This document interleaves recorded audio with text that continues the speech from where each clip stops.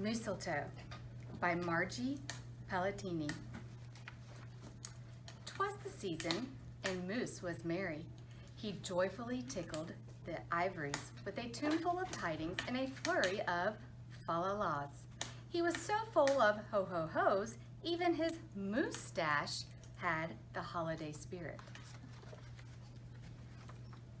But Moose was more than just a bit merry and bright. He was busy, busy, busy. There was a lot to be done on his list of to-dos, but with orderly organization, a bit of regimentation, lots of imagination, and just plain old Moose know-how, getting ready for the big day should have been simple, easy. Yes, in all probability, just perfectly perfect. He wasted not one merry minute. Moose got moving and put some hustle into his holiday bustle. He went to work. He wrote cards and letters till his hoofs hurt. Check. He shopped till he dropped. Check. He hauled home boxes and bags and presents galore. Moose had gifts for everyone stacked from ceiling to floor. Check, check, check. Then he wrapped, yo, yo, yo, and he ribboned, ho, ho, ho. And on each and every package, he tied a big, beautiful bow. Check and double check. So far, so simple, so easy, so perfectly perfect. Another look at the list, and Moose headed for the kitchen. He pulled out the pots, pans, and bowls, sifted through stacks and racks of cookbooks. He whisked with his left, spooned with his right. Moose baked tons of tins of cookies. Check. Dozens of cakes, breads, and sweets. Check, check, check. He made jellies, sticky jams.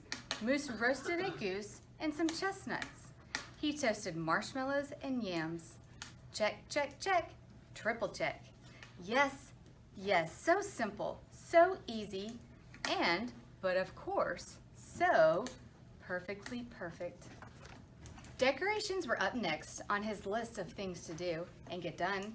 So Moose decked the halls, then spruced up the walls. He beaded, bowed, and mistletoed. He gathered garlands, roped wreaths and holly, jingled bells, sang noels. Oh, good golly, this Moose was jolly. Check, check, check, check, check, check, check. Last but not least, he hung all the stockings, each and every one, with special care, and just in time too. Soon, Santa would be there. Check and final check. Yes, sirree. Getting ready for Christmas was an absolute snap, and so simple, so easy, and if he did say so himself, Moose thought totally, utterly, completely, perfectly perfect. On that night before Christmas, Mother, little Sissy, Bucky, and Junior looked all through the house. What a job Moose had done. Everything looked beautiful, festive, quite fine indeed. There was just one minor problem, if you will. Oh dear, sighed the miss, as the five stared at one empty corner. Oh my, oh me, oh gee.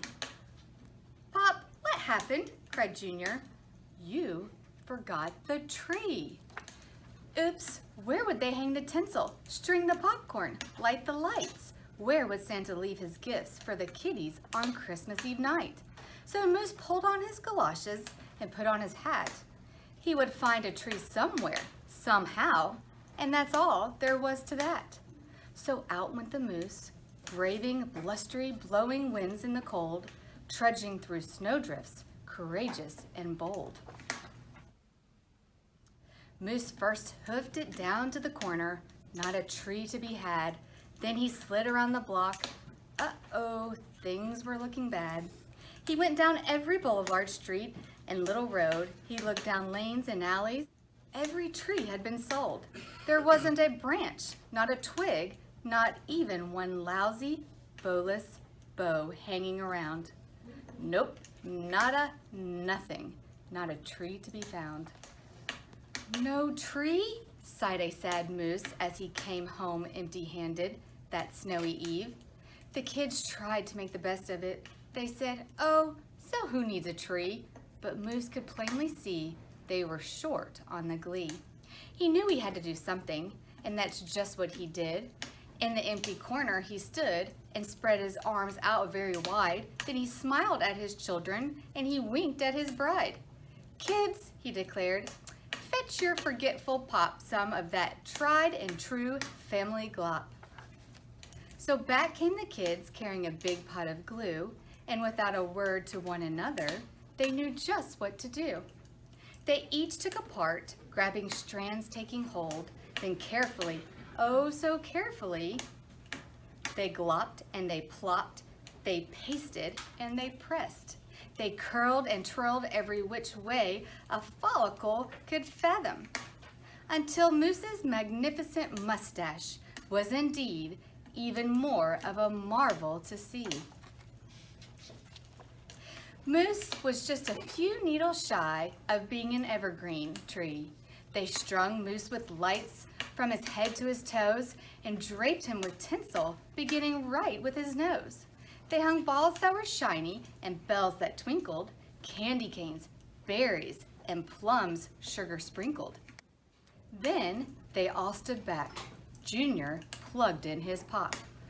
Ooh, ah, yes, Moose truly was one incredible sight. He was glorious and glowing, and boy, oh boy, was he ever bright. Then Junior placed the star on top of Moose's head. He gave him a kiss and a pat, and they all headed off to bed. Except Moose, of course. He stayed in the corner instead, still twinkling and blinking and waiting for Santa. Oh, so it wasn't so simple, and it wasn't so easy, and okay, it wasn't so perfectly perfect. But do you know what? It was pretty close.